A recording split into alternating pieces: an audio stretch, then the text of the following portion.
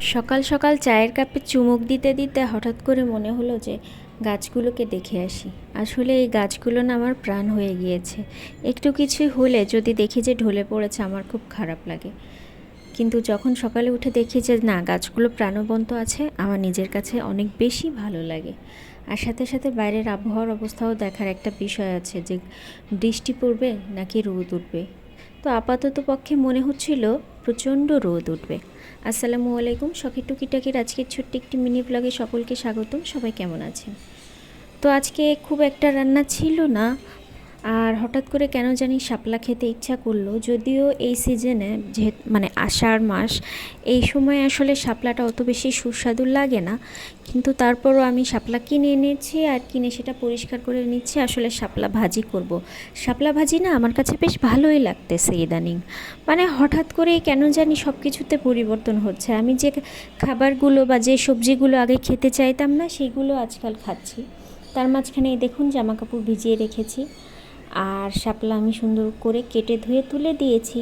শাপলার সাথে চিংড়ি মাছ বা শুটকি মাছ যেটা হোক দিলে না ভালোই লাগে, কিন্তু দুইটার একটাও আমি দিইনি। চিংড়িটা আসলে আমার বাসায় নেই, আর শুটকিটা আসলে কেন জানি দিতে ইচ্ছা করলো না, তার কারণে আর দেওয়া হয় নাই। আচ্ছা, ভালো কথা, আপনারা কে কে আমার ভিডিও দেখছেন? আমার ভিডিও যদি আপনাদের সামনে যায়, তাহলে যদি ভালো লাগে তাহলে অবশ্যই আমার চ্যানেলটি সাবস্ক্রাইব করতে ভুলবেন না। সাথে পাশে থাকা বেল আইকনটি অবশ্যই টাচ করে নেবেন, কারণ হলো যাতে করে আমার মজার মজার ভিডিওগুলো আপনাদের সামনে যেতে পারে।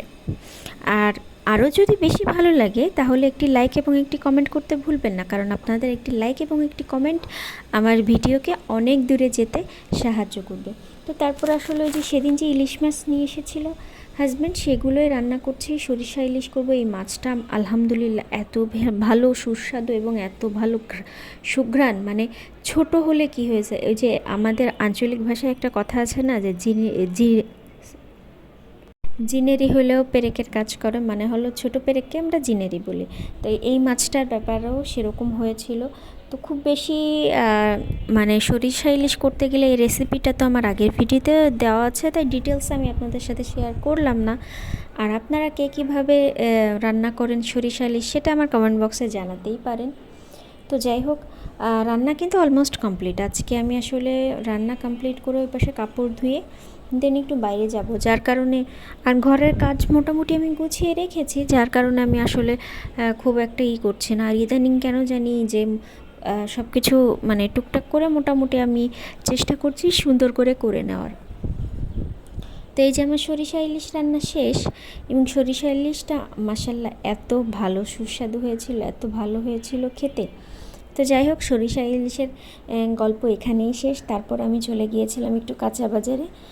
তো ভাবলাম অনেক দিন না আমরা কুমড়া খাই না, তো একটু কুমড়া কিনে নিয়ে আসলে খারাপ হয় না, তাই না? তো সেখান থেকে একটু কুমড়া কিনে নিয়ে আসলাম। তারপর ভাবলাম যে শুধু যে কুমড়া কিনবো, ঘরে যদিও কলমি শাক আছে, তারপরও ভাবলাম যে একটু শাকের দোকানে যাব। তো এর মাঝখানে আরও সবজি দেখছিলাম, কাঁকরোল ভালো লাগছিল, কিন্তু তারপরও আর কেনা হয়নি। তো শাকের দোকান থেকে শাক কিনে তারপরে চলে এসেছিলাম মিষ্টির দোকানে। ইদানিং মিষ্টি দেখলাম আমার মাথা ঠিক থাকতেছে না, আমি একটা লাড্ডু খেয়ে নিলাম। দেন আজকের মতো এইটুকু। সবাই ভালো থাকবেন। আল্লাহ হাফেজ। আসসালামু আলাইকুম।